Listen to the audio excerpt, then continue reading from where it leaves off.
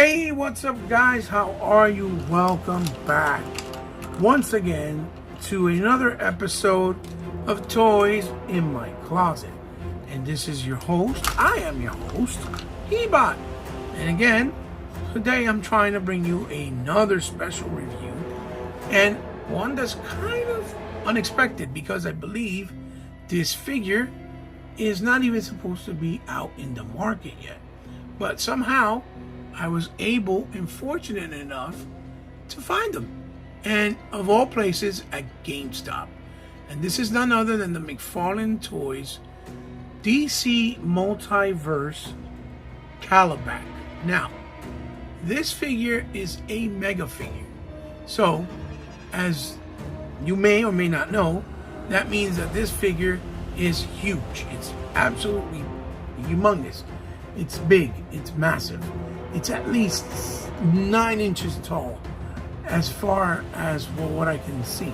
Now, Kalibak was originally made in the DC Classics as a build-up figure, if I'm not mistaken. Or it was something that you could get exclusively. It was one or the other. I'm not really sure. Don't quote me on it. Please forgive me. I'm just trying to remember if my memory serves me right. It's been a long while. And he was a figure that I knew I wanted, but I could never get my hands on him because he was a villain. And villains are always good to have for your roster to fill out with the superheroes. Now, this Kalibak, compared to that Kalibak, which I do not have, is 20 times, million times better. It just looks absolutely incredible. And McFarlane went in like he usually does, probably with the limitations of articulation like some of the others, but with enough detail and love that you can see he really wanted to do something that stand out and that was like never before seen, with a character that's obscure, that's not really been done a lot of times, and not a lot of versions of him. And you can definitely appreciate that for sure as a collector. And you know, he looks incredible. And to be honest, he's also very affordable because he's only a $40 figure. So let's take a little closer look at the box, because it's kind of big, like I said. And here is the Kalibak there with the multiverse, which the actual box and aesthetics is exactly the same as we come to know. And then here's some of the details on the figure. It's really great inside the box, as you can see. And if you look all the way in the top, it says for ages 12, and not much else, because he's really filling in this box. So if you turn it around, you'll see that it says Kalibak there. So we'll turn it this way. Dark Seed Wars. There you go. And then if you turn them on the other side, it says Kalibak also, but in with the window more exposed, and you can see the top is the same. Par for the course for all you Minton card collectors. And then there's a really awesome artwork shot of him, very gritty and very as you see there, very edgy, of Kalibak in a very dark monochrome color palette. So he looks really awesome, and I think Kalibak fans will be pretty excited and pretty satisfied once they see him in hand, because again, these videos a lot of times don't do the figures justice. It's when you get them in your hands that you actually realize how good they really are, or maybe how bad they really are in some cases. So I've always said reviewing figures may feel like it's a chore to some, but for me, I think if you love collecting, it's not a chore. Yes, it takes time, it's time consuming, but the love for the figure collecting is there. You're going to enjoy every moment of it, and that's what it's all about. So sit back, relax, enjoy a digital drink, and hopefully you'll join me and stay for the entire ride and the entire review and thoughts. And hopefully you'll like what I say and what I think. Or maybe I can help you out, or maybe you won't. Either way, I shall see by the end of the review. So I'll see you guys really soon, in a blink of an eye. So guys, here is Kalibak. Here's a closer look at his face and at him. Look at all the details from his teeth, nose ring, the yellowing in the eyes, the yellowing in his plate crown face, his face crown plate, on his hair. You see there, beard. He has his elf-like ears, all that nice browning on the hair, and all this nice sculpting in the back. As you can see, he has nice weathering and spots of brown and black. Let's see if we can lift this up a little bit more. And going down into his body work, you see nice green with the symbol that he has there, engraved, sculpted with gold and yellow, or that yellowy gold, so to speak. Then you see that we have the gold tassel going around him there, right? Gold on his shoulder, as you can see, shoulder holder with the tassels coming down with the nice weathering and leathery-like strap look, as you can see there. There's a symbol of some sort there. Tassel goes in the back with the circles in the back. And then his gold belt, looking very goldish and very marbly, I guess is the best way to put it. Yeah, marbly. You know, it was gold was made in, the plastic is in gold. That marbly look, nice weathering as well too. Going all the way around onto his front piece skirt, I guess, with the tassels going down in green, that money green, and in the back. And he has that nice other type of green, like kind of like a brighter green on his shorts. And you see they have like a leathery look. Then you see the sculpting on his thighs, as you can see. Really well done with the skin on his knees. Bare bone, all the musculature and definition on his details on his muscles. All over the place. Then on his small boots. As you see there with the nice gold outer lining on the top of the boot.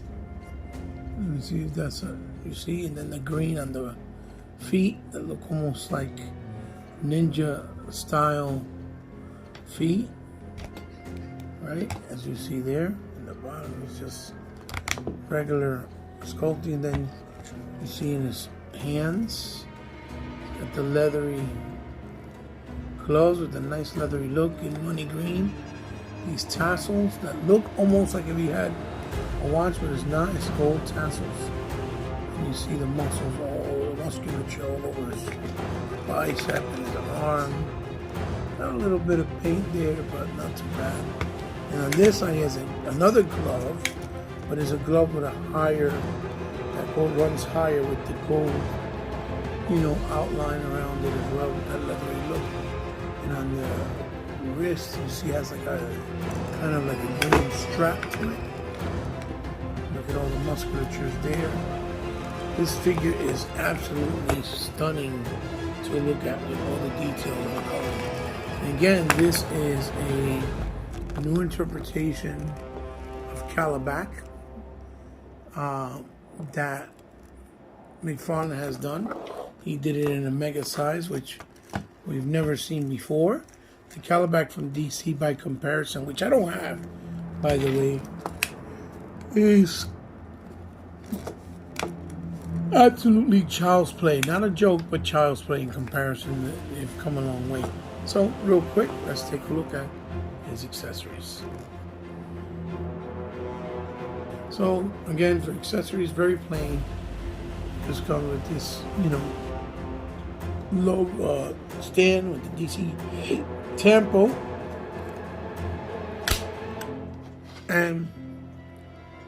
I guess what would be his weapon of choice. It almost looks like an axe, and almost looks like what you would call that ring, wrist ring, like from back in the day, knuckle ring, brass knuckles, whatever you used to call them, on a stick. Looks really cool, in marbleized gold. You can tell little pick at the end and on the top. So that's all he brings as far as accessories, plus the card where it has his bio on it. Now let's take a quick look at his articulation. So we'll start off with his head, which goes left and right.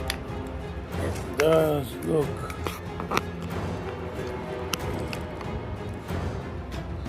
look,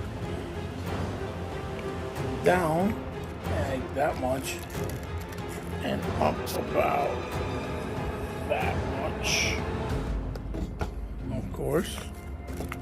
And again, like I said, he's a big boy, so you gotta kind of do it from afar. Then his shoulders go up, no butterfly swivel. It does go 180 degrees, no bicep swivel. You do have a cut swivel on his elbow. He does have a single on the elbow, as you can see. He has a wrist swivel, and then a hinge. This side it goes inwards like so, and then outwards like so. And it's a little stiff, but it works. Now, as far as the torso, it's all one piece. He doesn't have a torso cut, but he does have a waist swivel, which works really, really nice. And then it has some up and down movement, and it has some left and right movement, which is really good. Then we have an actual thigh swivel. He has a single on the knee that also moves a little bit independently as well. Then the foot goes up that much, down that much. It does have a forward pin rocker and has that toe articulation, which is kind of hard, but it is there. Then as far as his legs go, they do split like that much. He can actually do a Van Damme split, unlike some Marvel Legends, right? He can kick his leg up about that much and kick his leg back about that much. So as far as the articulation, kalibak is par for the course and has a nice amount and range, especially for his size. So now let's take a look at him with the accessory on, and maybe we'll move on to some comparison. So guys, here is kalibak with his only accessory and weapon, excluding the actual stand, in all of his glory. And again, he looks very, very good, very sharp, very imposing, very menacing, very, very big, massive. Kalibak is not to be played with. He's nothing to mess with, I'm telling you. It looks good, it looks good, it looks really, really good. And again, it's cool that you can kind of pull him up a little bit, even though he is big, but you know, you can get some type of posing from him, which is also awesome. And again, I don't have the Mattel Classics one because it was the only way you can get him. I believe he was a build-a-figure, if I'm not mistaken, and I didn't have interest in all of the characters in the wave. And again, I could be mistaken. It could have been he was an exclusive too, and I never got a chance to get him. but he was much smaller than this. And you guys can go to Google just so you can kind of see the differences. But I tell you, next to this guy, forget about it. There's no way. So now let's take a look at kalibak with some other figures from other lines, and to see kind of side by side with comparisons. So we'll start off with this first comparison, and you see that these guys are all big, beefy, tall, very tall characters. And this is the brand new Diamond Select Apocalypse, which is, in my personal opinion, one of the best Apocalypse ever made. Even with compared to the Build-A-Figure, based on how the aesthetics was and the articulation back in the day with Toy Biz, I think this Apocalypse is leaps and bounds beyond what that Apocalypse was. And then we have them next to, of course, the McFarlane Toys. What's his name again? Oh boy. Oh my God, I can't remember his name. Excuse me, people. He is the Monger.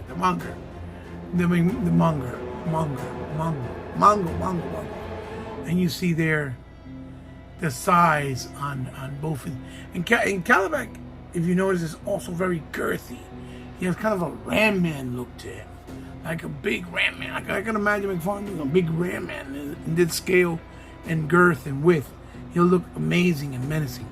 So those are one of the first that we can start off with. So you can have an idea. These are big figures, right? Next to him. So let's move them out. Let's bring some other big figures, just so we can get an idea. Let's bring in the Bandai model kit Broly. So Dragon Ball Z Broly, right? And let's bring in what you call it? I forget his name. Oh my gosh. Give me a second, ladies and gentlemen. I'm trying to bring it up here. The Iceman from Thundercats from the Super 7. He still stands small next to him, and that's a pretty big figure. And that should give you an idea of how big kalibak is. I'm trying to remember his name. Give me a sec, I can't remember. Okay, so his name is Snowman of Hook Mountain. Sorry for that, people. That's who he is. Snowman from Hook Mountain. So let's do a couple more comparisons. And move out Broly. And move out Snowman, obviously.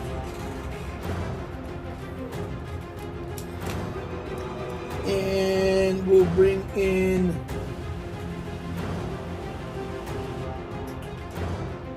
oh boy, excuse me, ladies and gentlemen. Give me a second, I'm trying to get the figures here, and obviously acting up. Bring a big beefy NECA Gears. I think his Gears are worth 3. I could be wrong, but I believe his Gears are worth 3. Bring in a big beefy girthy figure too, and that is the NECA Boomer from Gears of War 3. Now I don't have his helmet on, which I need to put it on, by the way. There it is. Boom. Here's his helmet. And then the Miner from the horror movie from My Bloody Valentine, and this is the retro cloth edition from NECA, which are also awesome figures. And you see that Mr. kalibak here is very, very tall in comparison next to them. He's huge, so you can see the disparity in size. So just to give you an idea, and then you can see how big he really is. So we got the Boomer from the NECA from back in the day, right? And then we got the Miner, so we'll move him out. really quickly. And we can bring in, other stuff like let's see. Let's bring in the Mesco Bishop, which Mesco size. It's about 6 inches. And that'll give you a good idea. And he scales really well with him, especially if you're doing it based off scaling. And we can bring in the Page Punchers recently released Aquaman, which looks phenomenal, from McFarlane Toys from DC Multiverse. And there you see how they scale. Next to him, really rad. And then we'll do one more scaling comparison. We can bring in let's bring in a female character. We'll bring in Zarana from G.I. Joe Classified, which she looks awesome also. Look how small she looks next to him. And then bring another female character in. And that is Natiri from McFarlane Toys from Avatar. And there you can see also the disparities and the differences. And you can zoom in, have a closer look and see. So guys, now let's go to the final thoughts of for me from kalibak, and and end of the review. So here we have kalibak in the spinner, and my final thoughts are, for the price you get this guy for $39.99 MSRP, he is a big bang for your buck. It's plain and simple, a big bang for your buck. And obviously he's going to fit great with your DC Multiverse collection. He is the best interpretation of kalibak that we've ever had in figure form to this day. And of course, he fits in with other lines. Like if you want to, cross him over with Marvel Legends or even Power Rangers. Anything like that. Even your Mesco, he is going to fit well, look good, and, basically stand out as a nice centerpiece in your figure collection. Now, he is starting to come out slowly but surely. I did the beginning intro of this figure for about maybe a month ago. I just didn't get a chance to finish the review. I'm behind a lot of things. So I hope you enjoy my thoughts, my closer look on him, and what I think he has to offer, and and help you out, probably make a decision whether you want to pick him up or not. I think it's a no-brainer, especially for the price point, and especially if you're a DC fan. And if you want to build up and boost up your, villain roster, obviously he makes a whole lot of sense. I mean, you're getting other villains on the Marvel Legends collection and series line from their 6-inch figure line that are like $35, and they're nowhere as big as this guy. Yes, in the department of accessories, he's lacking, but it makes up for it as far as size, and it makes up for it as far as paint deco and detail. He's really nice, and he feels like a really nice quality. So I recommend him. Thumbs up. So guys, let me know what you think down in the comments below of the figure. If you got him, if you didn't get him, if you're about to get him, or if I helped you out and make the decision by you seeing my review, and now you want to get them. So it's always good for figure conversation. As always, leave me a thumbs up if you liked the video, or leave me a thumbs down if you didn't like the video. Share it with someone you think might like it, because that will help the channel, help my algorithm, and help me grow, of course. As always, you guys can find me on any social media platform. It's all down in the description below, and you can join me there and have some fun, and with Hebot, whether it's video game related or figure related. As always, if you guys would ever like to help me out in any way, shape, or form, because you like my channel, you like what I do, you want to see me grow, you want to help me grow, to my channel will go a long way, because obviously, because I don't have a lot of subscribers, the algorithm doesn't put me out there enough for me to get enough views. And I don't really tag nobody or anything like that. because I don't want to piggyback off of other people. So, there is a way you can do so. And if you have the means to, obviously. And if you want to do it from the kindness of your heart. All down in the description below as well with my Patreon and PayPal information. And lastly, if you want to donate anything to the channel that you want me to review, highlight, do an overview, or take a look at like I do with these figures, for example, I would be more than honored, more than humbled, more than glad to do so. You could always hit me up in those social media DMs, and we'll work out the particulars. This is your boy signing off with another episode of Toys of My Closet. He-Bot saying good night, goodbye, and enjoy. Remember, keep collecting, but do it being obviously compassionate and considerate to others, because we still are in trying times. I'll see you guys in the next one really soon. Love you and good night. Bye-bye.